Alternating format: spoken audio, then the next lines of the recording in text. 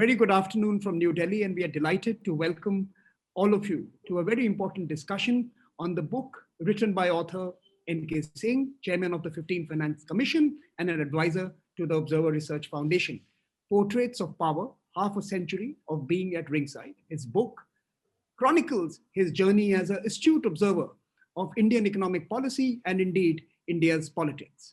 Today's discussion is going to be forward-looking. Mr. N.K. Singh has in his book outlined an agenda for India, and we would love to hear from him. Joining him would be Borje Brende, president of the World Economic Forum. The Davos Agenda Week is on at this time, and we thank him for joining us.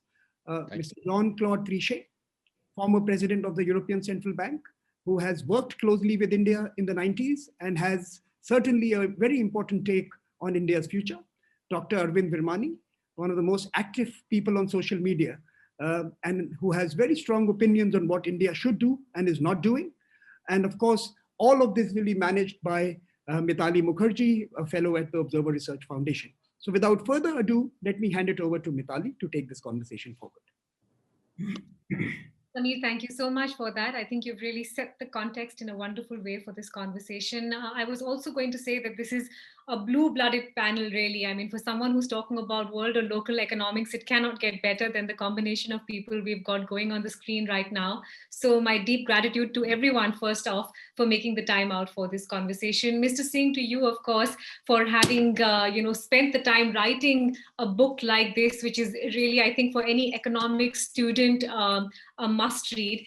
I want to focus, though, for a little while on the last chapter, which you have dealt with in great detail and really set a roadmap of sorts in terms of what India should aspire to in a post-pandemic world. I think a lot of the notes that you've touched there are extremely important with regards to health infrastructure, with regards to the economic framework, with regards to our fiscal responsibilities. So I want to, if I may, start off with that train of thought and ask you for your opening comments on that before I move to our other guests.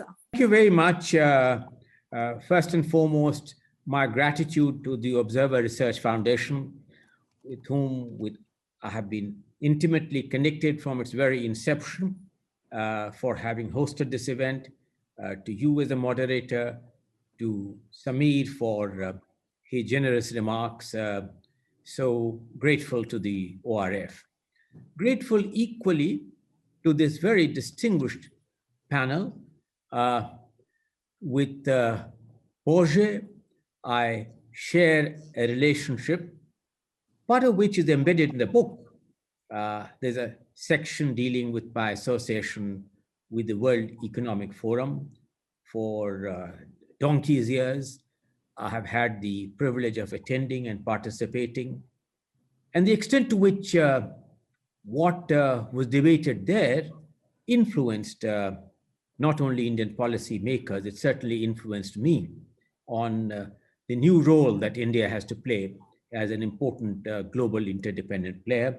And thank you, Borje. I recognize this is the most compelling week for you of the Davos annual thing, this time, of course, virtual, but virtual does not in any way minimize your obligations. I'm grateful, Borje, to you for having spared this time.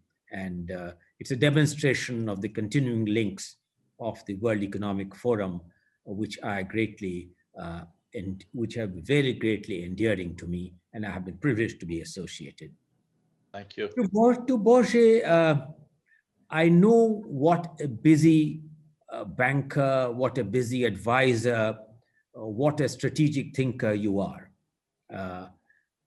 At a time when India's balance payments were strained, our association with the Bank of France and our association with all the French connections, in some of which is epitomized by your presence today, because there is a reasonable portion in the book devoted to one of the illustrious predecessors in the with the Bank of France, namely with Michel Camdessou and with Brigitte, because Michel Camdessou, as the iconic managing director of the International Monetary Fund, was the guiding hand for enabling India to crawl out of its economic crisis of 91-93 and to set India on a part of the reform agenda. With you personally,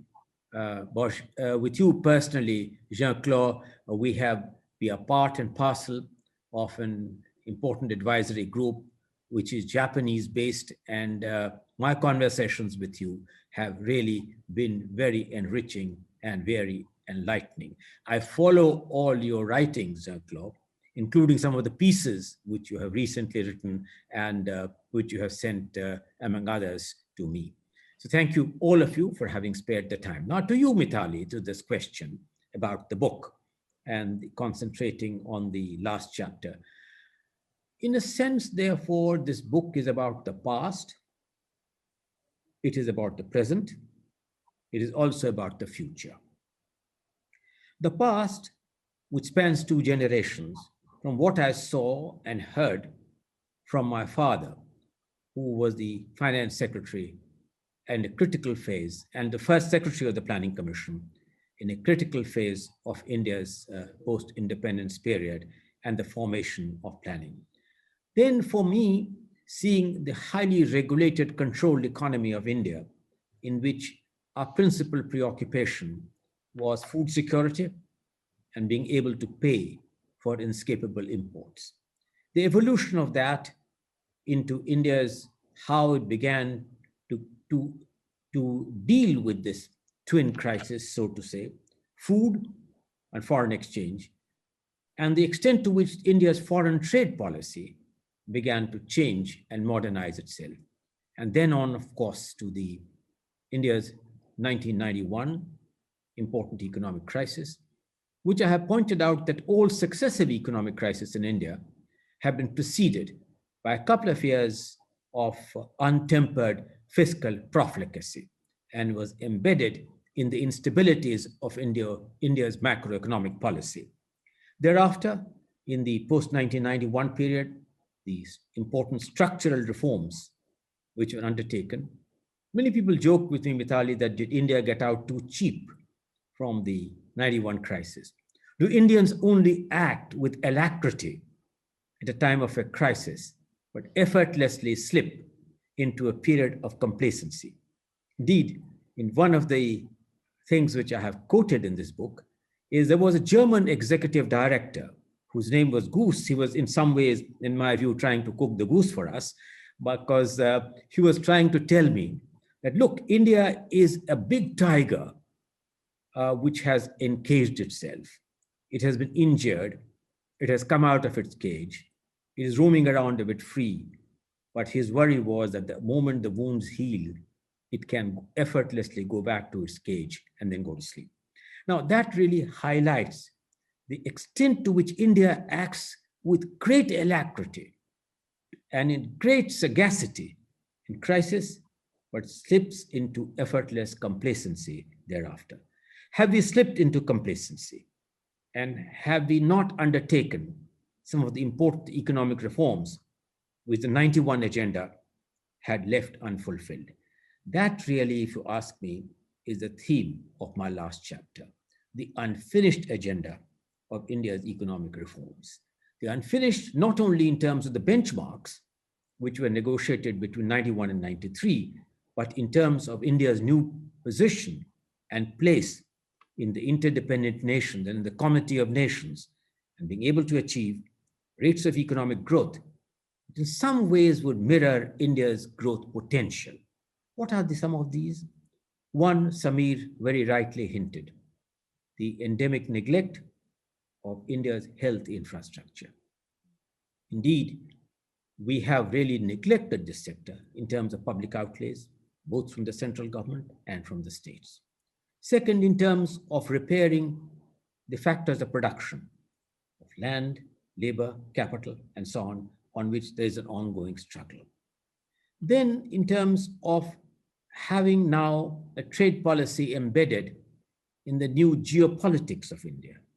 The geopolitical configuration has changed a lot in the last several years, and trade policies need to be shaped to what I call the new world, not only in terms of the extent to which the United States had withdrawn in the Trump administration from multilateral trading institutions, but equally in terms of a more protectionist policy that the major powers had begun to pursue. And that protectionism, not free trade, became the new fashion. What kind of a trading structure would suit the geopolitics of the world? India has to become a part of the global value-added chain. We recognize that our future does not lie in protectionism, and Atmanirbhar Bharat, which is self-reliance, is not necessarily asymmetrical to an India which is an important player in a globally interdependent world. As I move on, there'll be two more others. I'll talk about the India's infrastructure, social sector. I've hinted on health, but equally in terms of education. It took us 30 years recently to craft India's new education policy, which is somewhat more forward-looking.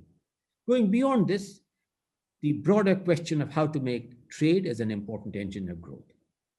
Equally important, I think, that sustainable development, environment and development, and the play of those would be equally significant. Prime Minister Modi has taken very, very difficult steps on the unfinished agenda of economic reforms. He recognized that a crisis must also be viewed as an opportunity. The pandemic was also an opportunity to deal with some of the difficult things of India's economic reforms, agricultural reforms, which has some spillover outcomes. We can discuss that.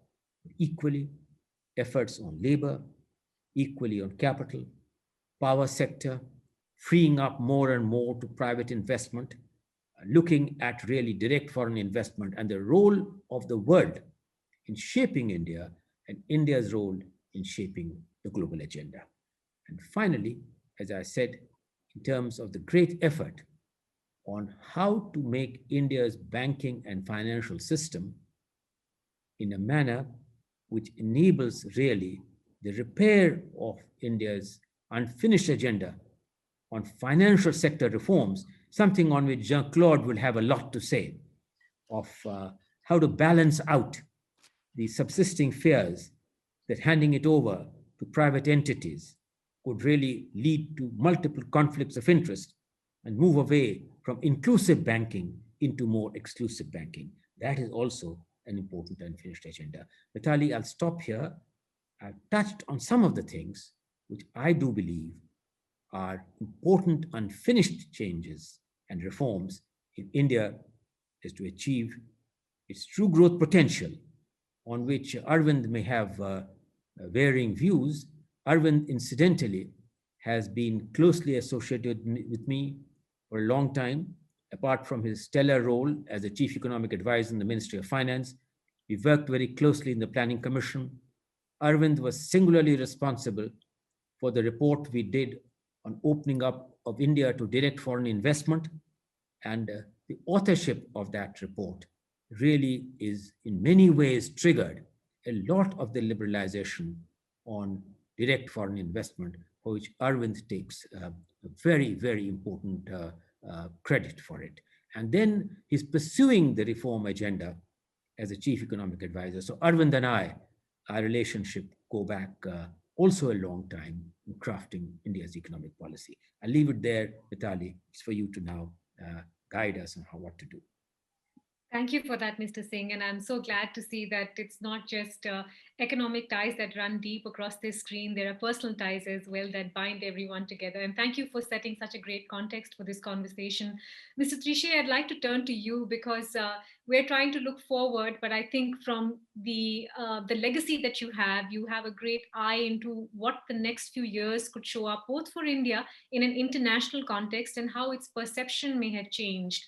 Sitting on the outside, sir, what is your view of how India has traversed its economic path over the last few years? Because it's not just COVID. We have made some economic missteps over the last few quarters, but it looks like India at this point is making a fairly sustained recovery for itself. How would you plot India in the international context? And what would you say looks like the key challenge looking in from the outside?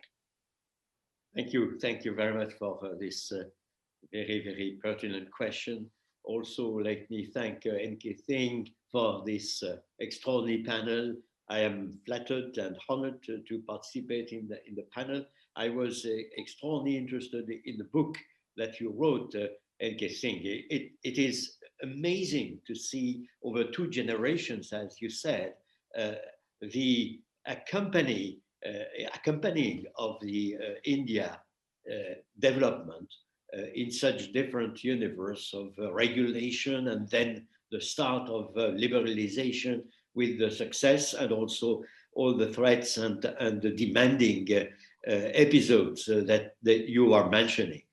I was extraordinarily impressed by the wealth of your experience and your long-standing historic, life with India over this long period of time. I have to say that seen from outside, India is an absolutely major economy. And of course, before 91, we were calling for India to reform. You were kind enough to mention Michel Candesu and your friend, and all the period of intense discussions, crystallization of a new course of action. And it's very, very impressive for me, again, to be there. What shall I say? Concentrating as you did on the present situation and the future.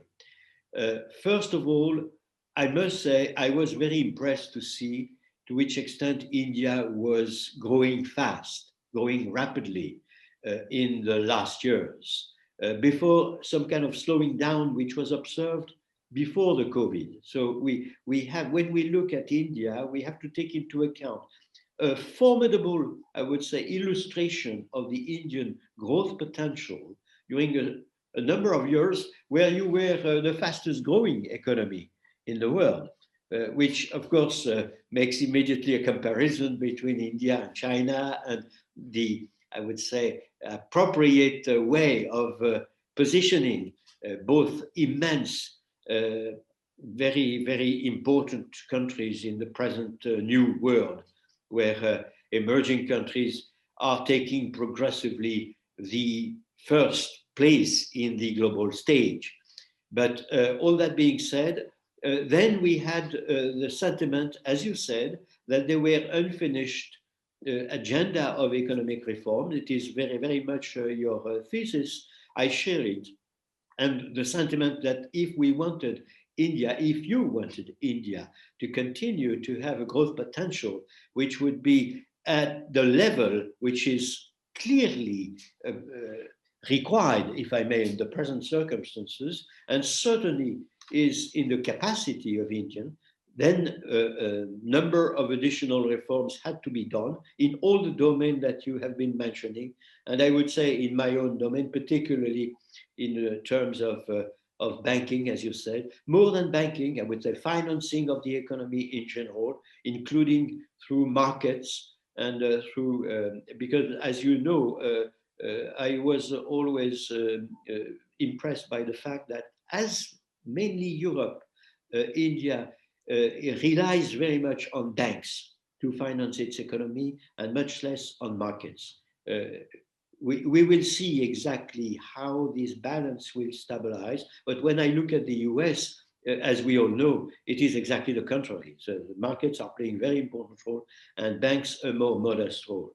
It has assets and liabilities on both sides. We will see exactly where we stabilize. But in any case, of course, the idea of having as healthy as possible a banking sector is absolutely decisive. And you are stressing that very, very impressively. What else can I say? Of course, I already mentioned the fact that the world is now highly decentralized, that the so-called G7 countries are less and less influential at the global level, even if, of course, they retain immense responsibilities. But the emerging world is coming.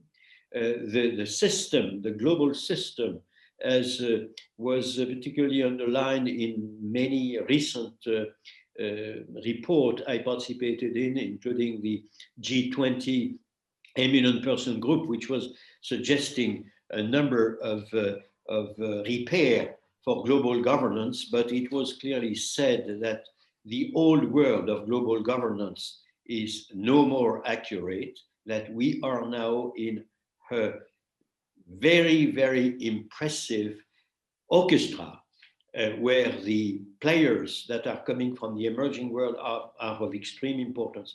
Of course, I see in the future a very balanced world, a very balanced, I would say, organization of global governance and global influence if India and China are equally influential. That's absolutely clear, seen from my own standpoint, I would say European standpoint, and I would say advanced economy standpoint. And so the responsibility of both countries are clearly enormous. And I think that I am not travesting, I am not changing the overall look that we have on India in mentioning that, seen from a European perspective, clearly India growth, India prosperity is a major element, not only for the Indian people, which is absolutely obvious, and for the formidable potential of the human resource in India, but also as a crucial, a key element of global, appropriate, healthy balance. This would be my main professional conclusion, waiting for other questions. Thank you for that, Mr. Trichet. Portia Brende, perhaps I have the more difficult questions for you, seeing as where you're sitting right now and that you have a conglomeration of global leaders and voices at your gathering.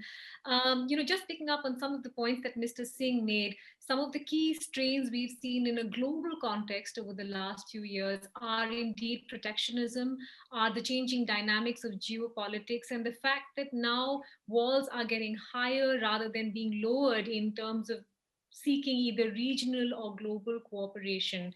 Given the changes we've seen in some of the political developments across major continents, would you expect that to change, given also the fact that COVID is now a global emergency and not a national or local level event? Would you expect those dynamics of interaction to change in the next few years? Thank you very much for that important question that, of course, I will come back to. But maybe let me first thank N.K. Singh for his leadership over so many years. When I was a young cabinet minister, first of environment and trade and industry, and came to India 20 years ago, I always instructed the ambassador to try to have a conversation with NK the evening before, so I could be updated on what is the real situation and challenges of India. And by reading also NK's book, I was just reminded about Churchill's old saying, the farther backward you can look, the further forward you're likely to see.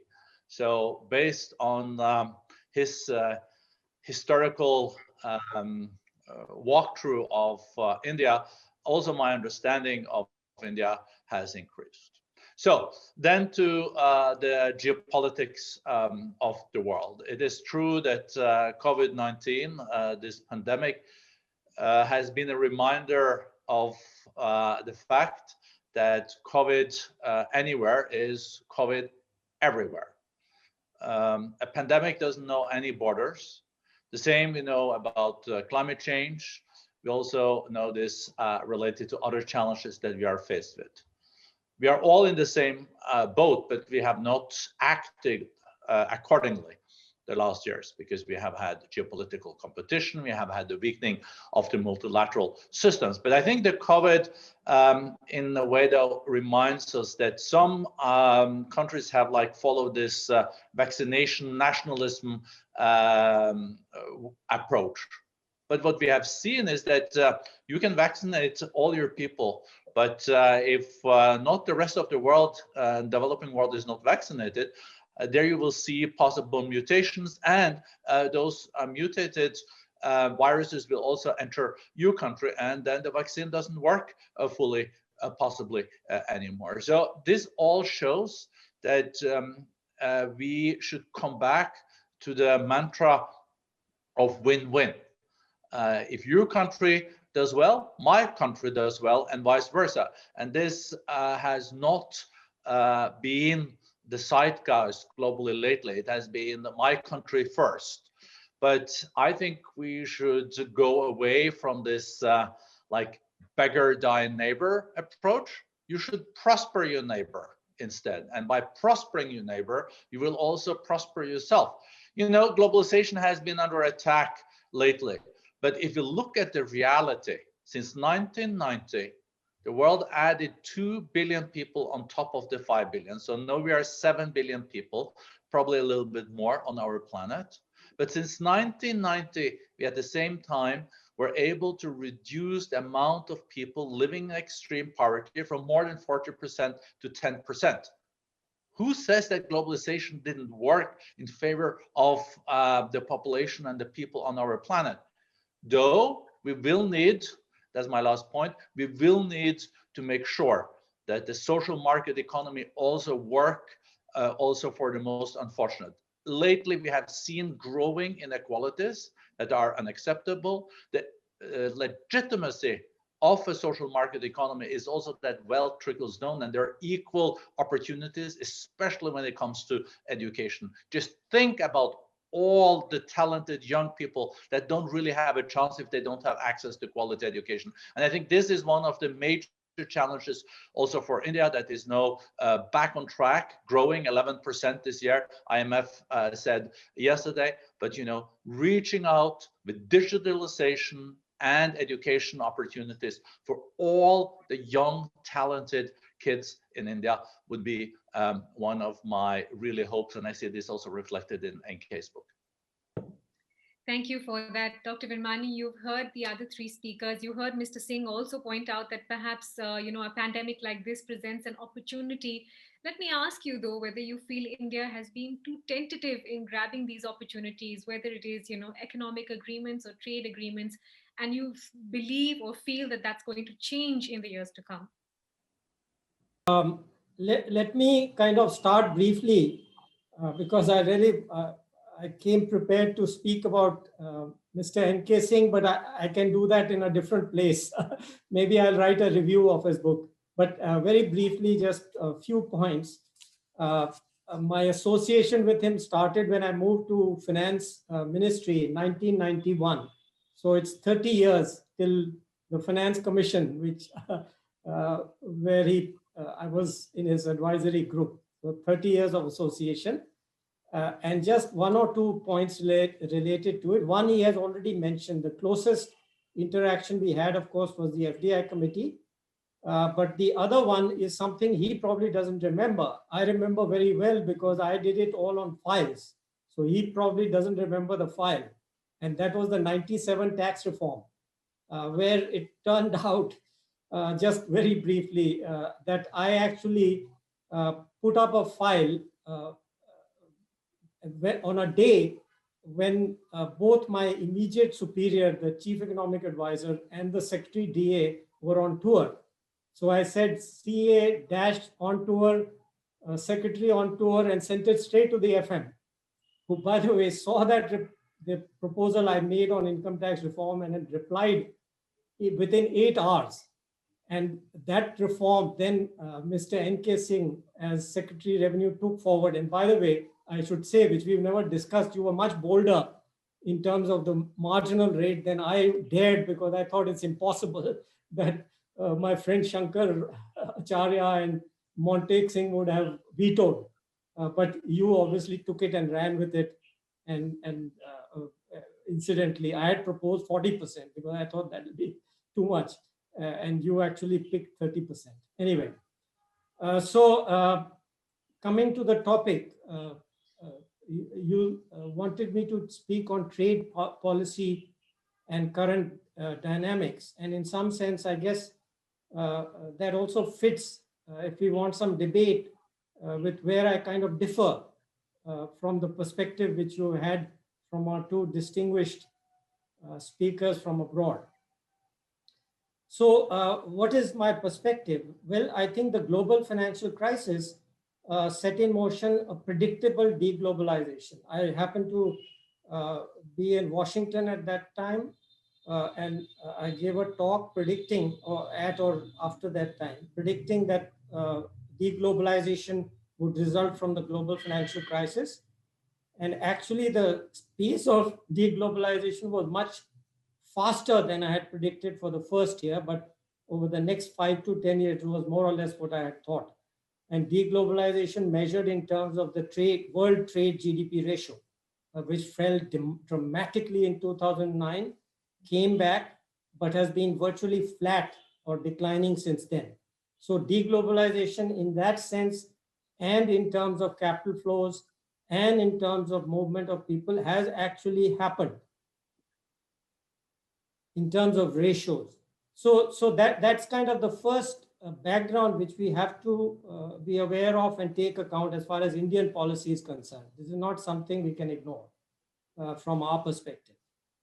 The second aspect is that since 2016 or 17, the issue of decoupling has come up.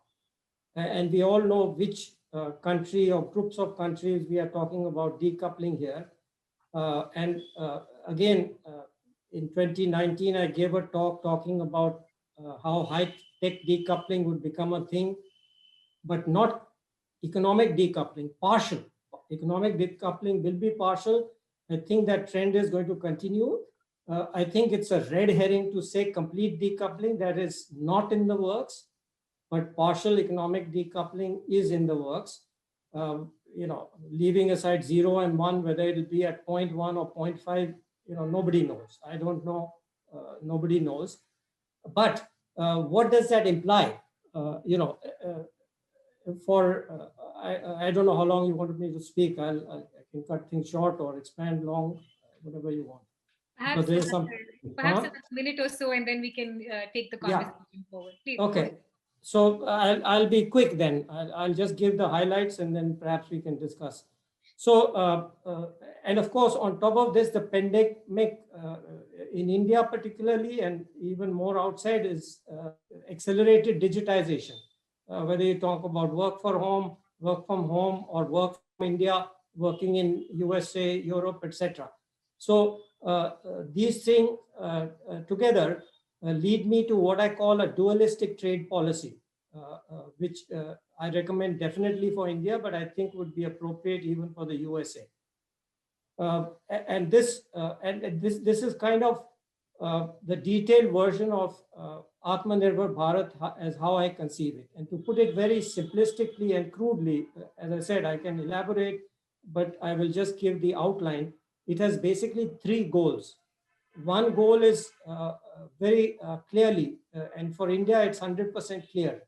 We cannot be subject to bullying or threats from anybody. So import substitution with respect, or diversification, whichever polite word is diversification, or import substitution with respect to monopoly products which are monopolized by China in the world market and in Indian market.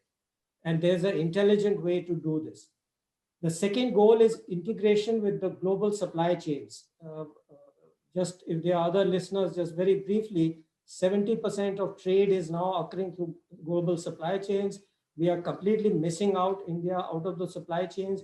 50% of global trade is within multinational corporations.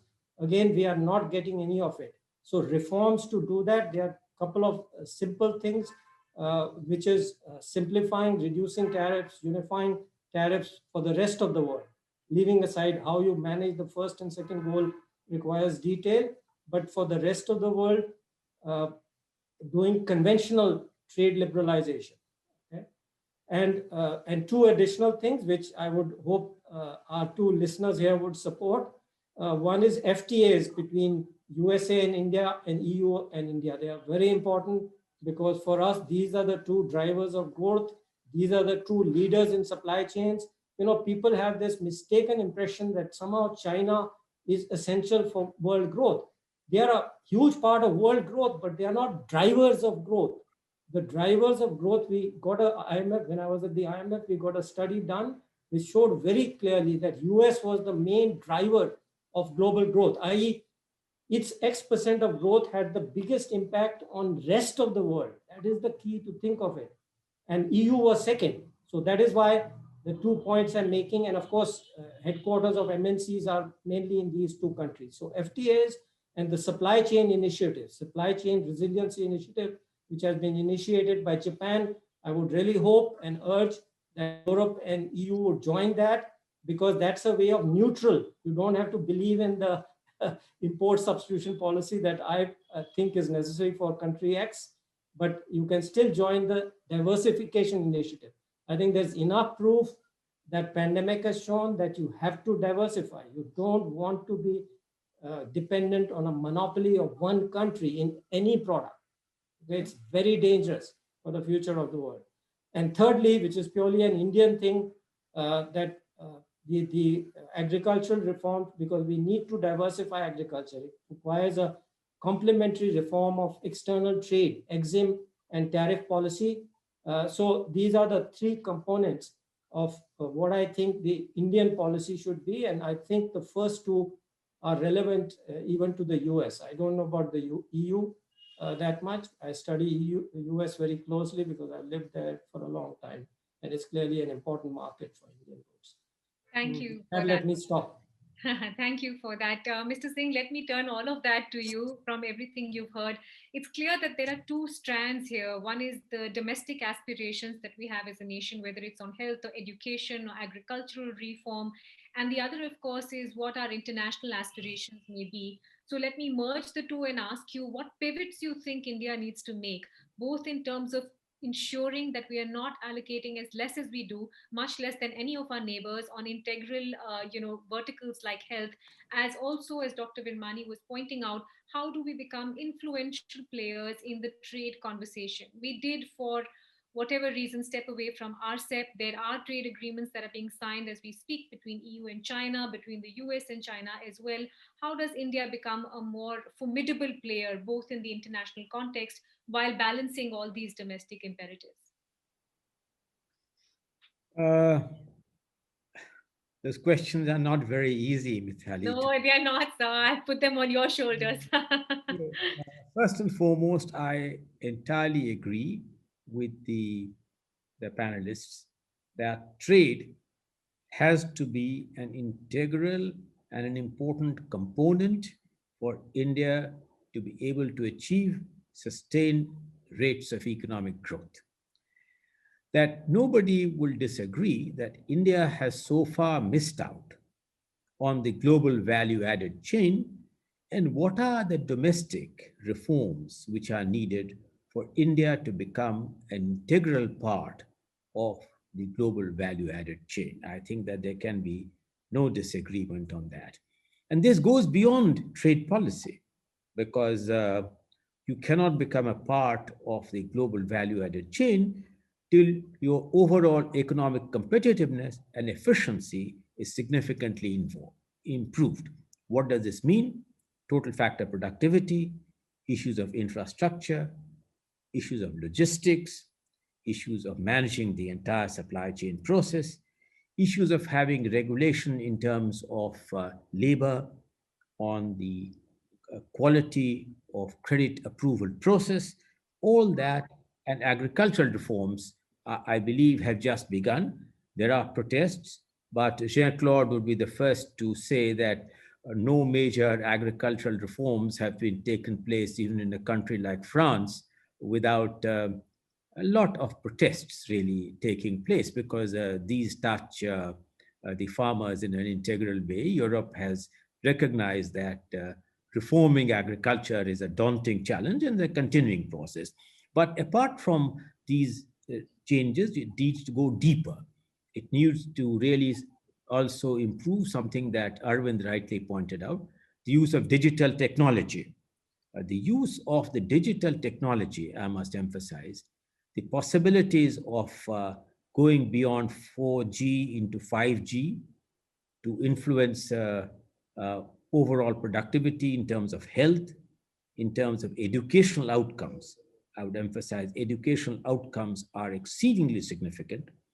Repairing the health system by using the digital technology, using digital technology to improve total agricultural productivity in terms of what? Crop diversification, moving away from exclusive production of rice and cereals, doing cropping patterns which are more water friendly.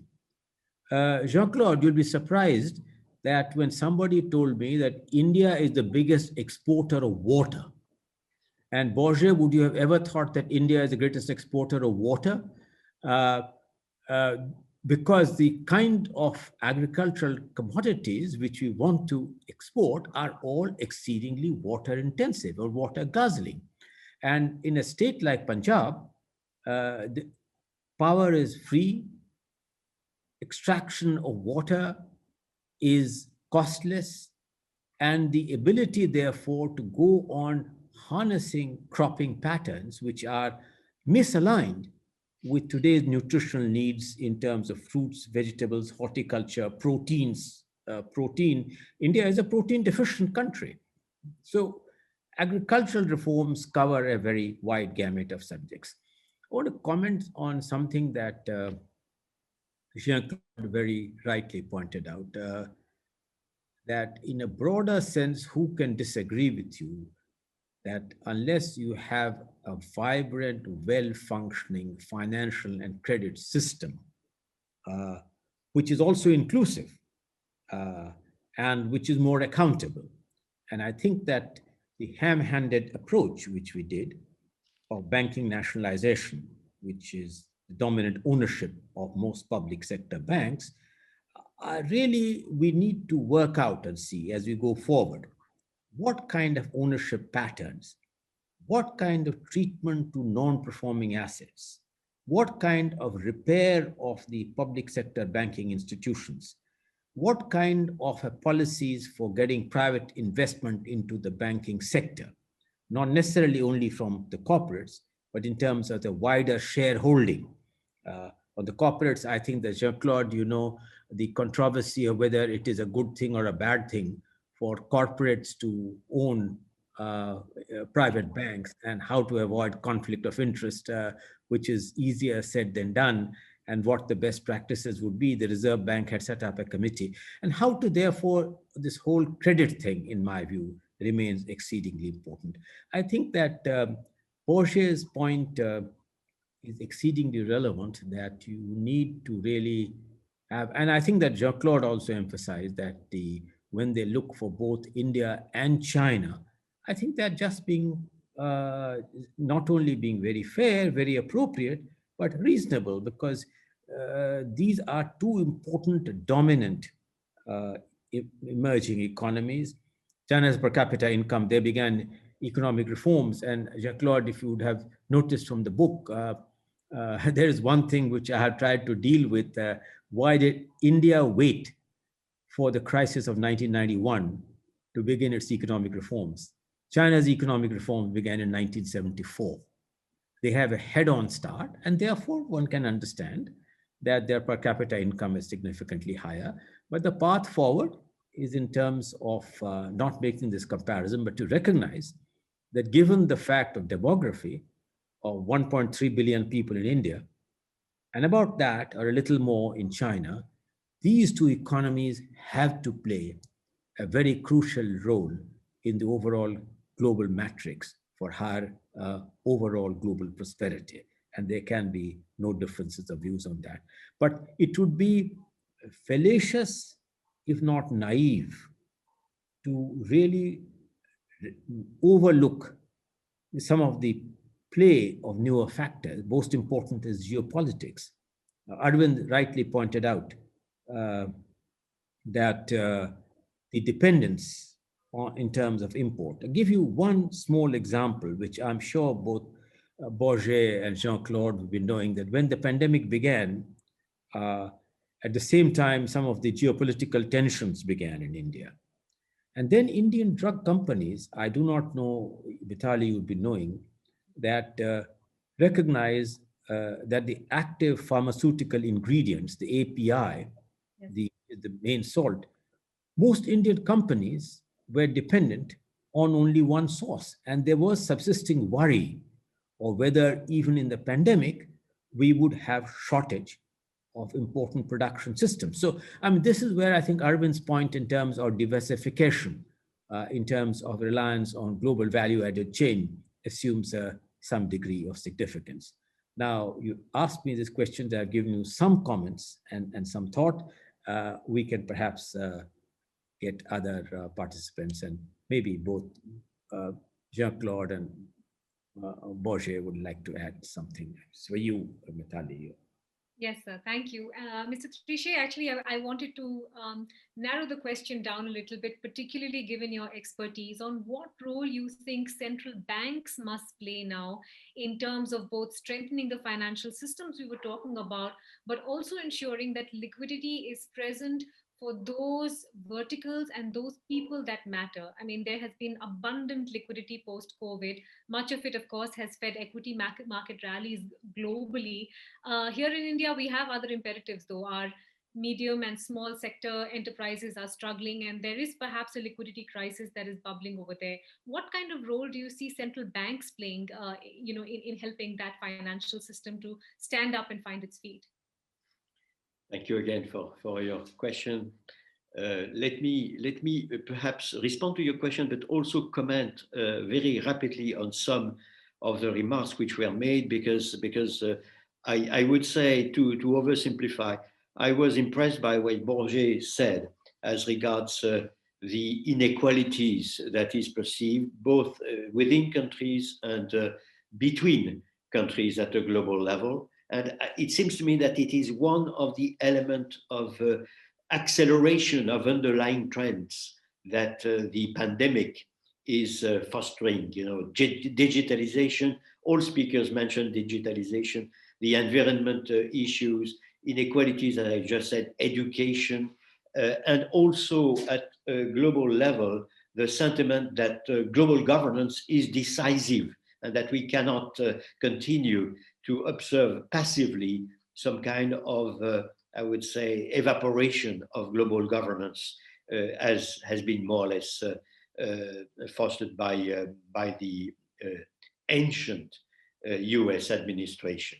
Also, let me say that the remarks which were made by Dr. Vermani are extremely just, and I would very much agree with what he said on this phenomenon of relative deglobalization that we have observed, which corresponds also in many ways, it seems to me, to the fact that the emerging world taking more and more importance at a global level, the global value chain, not enough in India, but in many emerging countries, is augmenting, and therefore also perhaps diminishing the level of trade as a percentage of global growth. But all that being said, I would insist in the fact that the global governance, in my opinion, remains absolutely key. Of course, today it's obvious with the pandemic, but for tomorrow and the day after tomorrow, global commons have to be taken at the appropriate level. And in this respect, of course, I would say IFIs, and we are all specialists, if I may, of IFIs, and the G20 seems to me absolutely key. And I would very much stress the G20. Now, as you said, central banks have played a decisive role in all countries, all economies. When we had this new dramatic crisis of the pandemic, we avoided, it seems to me, a crisis which would have been worse than the 29 crisis, thanks to the, I would say, stepping up at the very beginning of central banks. It was absolutely obvious, it seems to me, in all countries, including, of course, emerging countries, but particularly visible in the advanced economies, which were extremely bold, obviously, both, I would say, ECB, the Federal Reserve System and the others, and also governments were extremely bold also. So it helped the rest of the world, obviously, but I would then conclude on some kind of warning, because all this works because the signature of the treasuries of the advanced economies is considered, rightly so, fully reliable at a global level. And the currencies that are issued by the central banks, dollar, euro, you name it, is also considered fully reliable at a global level. That's true for now. That was helpful in the crisis. It is not to be taken for granted eternally. So I would say, as said N.K. Singh, complacency might be the enemy and is the enemy anytime, not be complacent. I think that the advanced economy would be wrong if they thought that they could stretch on their credibility, treasury's credibility and the currency credibility eternally. So they have at a time to be fully aware of the fact that you have to earn your credibility. It's true, if I may, for the advanced economy, true for India, true for all of us. Very well said, sir. I think that should be a running motto for most countries, or at least most finance ministers, to not be complacent. Borje, let me ask you to respond to everything else you've heard. And I just want to pick up on one point that Mr. Trichet said, where he was alluding to the situation in 2009. You know, we've just recently read through a report by ILO that points out that global unemployment is 4 times that of what we saw in the 2009 financial crisis. You know, how much of a raging problem is that, you think, and how much time and effort is being put forth towards addressing that issue? Because, you know, unemployment is now real for every country. Well, thank you for that. You know, I mainly agree with all the previous speakers. Maybe that's a bit surprising, since, you know, with economists in the same room, there usually are different views. I remember the first a year studying economics, we had this late Swedish professor, Assar Lindbeck, as many of you know. He started and he told us, as young students, you know, in the room with 5 economists, there are usually 7 to 8 different opinions, he said. So, but I think there are some things we can also agree on. When it comes to employment, I think we are in the middle of a big transition. The fourth industrial revolution, the digitalization will create new jobs, but there are also jobs not coming back.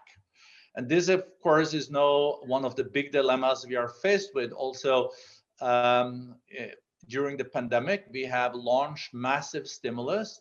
When are we going to move from kind of stimulating consumption to bridge, and moving then over to investing in the green transition and the digital transition? And there are some jobs that will not come back. You know, when my father of 85 told me that he bought all the Christmas gifts on the web this year, I was like, you know, I was almost speechless. And he will not go back buying this in stores in the future. He's this will have huge impact on retailers. So, but to the big question, I think we are faced with geopolitical competition that will stay on. We just have to make sure that it doesn't end up in conflicts that will kill growth and prosperity. We have the situation with G2, US and China. There definitely is the underlying competition about who's going to be on top of these new technologies. I think we just have seen tip of the iceberg on the impact of artificial intelligence, but also the Internet of Things, and not at least big data. The ones that have access to the big data will also have more competitiveness. And here India potentially has a competitive advantage. So the US and China is competing on being on top of these technologies. And then you possibly can have a decoupling, like a one Chinese system and one US system. Here, I think the EU and India will play major roles in making sure that we will also at least have some common systems. Not fully. I don't think that will happen. There will be some decoupling happening. Then I think we should also look at some positive aspects. You know, we have launched 12 trillion US dollars in stimulus without any coordination from G20 or BRICS. This has come up from all the countries. After the financial crisis, we coordinated this, but no, the 12 trillion has also made sure that we didn't end up in kind of a depression in the middle of this pandemic. And if we get it right now and use whatever it takes to fight this crisis and bridge it, we'll see that also growth can come back. And the IMF numbers yesterday, 11%, as I mentioned, for India this year, 8% for China, and also better numbers for Europe, might be light in the end of the tunnel. The challenge is that developed countries can do whatever it takes, but developing countries can only do whatever they have. And out of the 12 trillion US dollars now used on stimulus, only 1% has been used in the poor countries. And this shows that we also have to make sure that this COVID doesn't end in increasing the inequalities in the world. And then we come back to also one other economic dilemma. How do we address, even in developed countries, the growing inequalities? And here, of course, I think we can use the tax system more and better and smarter. But we know that if we increase the marginal taxes too much, of course, this can kill growth. But I think the legitimacy of the system now really merits that we have to take seriously the growing inequalities, or the whole system will be put under question. Coming to India, I think we also have to realize it's not a priori given that some countries will do well and not. You know, in a globalized world, you can say in globalization, this and this will happen. No, still, the productivity capacity of a country, making sure that you do the right structural reforms, also secures a more prosperous future. You cannot say that this is a priori given. I think for India now, embarking on continued reforms can secure a country becoming a middle income country in the future and a great force of good for the world. But then, of course, with 3.6 billion people globally not even having access to the internet, this is a big challenge. And some of them are in India. And if the children in India and India is going to succeed on growth in the future, I think there is a need for fundamental reforms to be continued, but at the same time, making sure that those reforms also secure also the unprivileged people in India. No, that's a great point, and I think that's a sobering statistic as well. Thank you for sharing that. Dr. Virmani, let me turn to you on this specific point that Porge was making about, how to spend in order to see enough growth, because for India, that's been a bit of a tightrope, not spending enough, spending enough. It's good to keep this tight-fisted, no, the FM should spend more. How do we walk this tightrope, you feel? So let me just mention here that at eGrow Foundation, we've done a whole bunch of work connected with the pandemic, lockdown, etc. And this research is available on our website. So I'm speaking on the basis of our research. Now, one of the things I've found in public or global discussion is that they are not distinguishing between what would call the temporary and permanent effects of the pandemic shock. It's an unusual shock. It's once in a century shock. And it's very important to distinguish between what element of the effect of the shock is temporary and what is permanent. And this is not standard across the world. So people don't do that when they make recommendations. The second is, even if they do, they may study the US and give us the same prescription. It does not apply. It is different for India. So these are the two alerts I would make for anybody in a global context, including, by the way, the IMF or the World Bank, who actually know many countries, right? But this is an elementary mistake with too many people. I've spent my whole life in macro, so one has been over this many times. But so that's the first point. The second is that, so So some of the policy, when we are talking about expenditures, you have to be careful. Some policies have to be, and that relates to exactly your question. So for example, you mentioned unemployment. So my analysis has identified certain elements of temporary unemployment which require a temporary solution. So you need certain types of expenditures in India directed at that specific problem because it's temporary. And the more you target it, the quicker that specific problem will go away.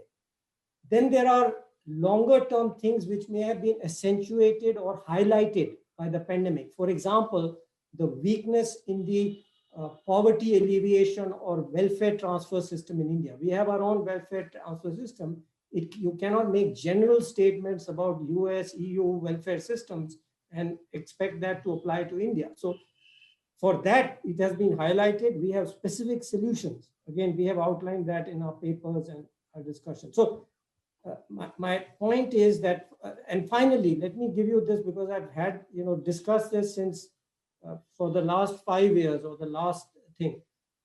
The normal answer to health problems is double the expenditure. And I have on record for the last 10 years saying doubling the expenditure doesn't double the benefits. Our analysis suggests that public health, it's not a question of government or private. It's what we conventionally call public health. Those systems have atrophied. There has not been attention on that. So in India, at least, we have to focus on those systems. They have to do with contagion issues, things which spread through the air, through the water. So it's very specific. Now, if you tell me, I want to spend on these 3 items connected with that, I would say, great. But if you just say we must double the expenditure on health, I would say, no, I oppose it. Well, thank you. That's a great point, especially sitting as we are on the perch of the union budget in a few days. We are unfortunately completely out of time, but Mr. Singh, final word with you. That I think is the strangest form of this pandemic-induced recession that we are living through, that it is so unequal in nature, where some have been decimated while others have actually done extremely well. Do you fear, sir, that those may be the longer-term scars that we carry as a nation, that inequality becomes far deeper and wider than we had even a few years back? Well, I think that certainly is an inherent danger, a danger that Jean-Claude referred to. Even Bourget very sharply brought out the need to make sure that the issues of social cohesiveness of complex societies like India, which is fragile, does not get worsened or exaggerated with the growing inequality in a post-pandemic world. And what will therefore lead to ensuring that this does not become a permanent scar, but a transient injury which we can overcome.